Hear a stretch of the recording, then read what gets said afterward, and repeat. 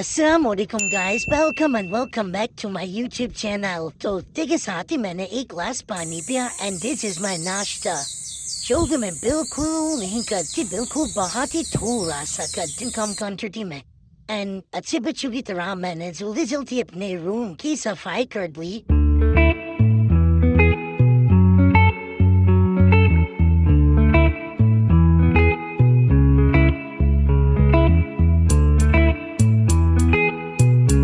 I am done with namaz और जल्दी से मैंने अपना प्यारा सा ड्रेस निकाला और मैं यहाँ पे रेडी हो गई थी। फर्स्ट ऑफ ऑल ये मेरा फर्स्ट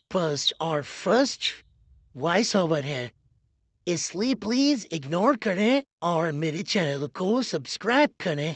ओके बाय, मिलते हैं नेक्स्ट व्लॉग में। जब तक आप सब लोग अपना बहुत सारा ख्याल रखें।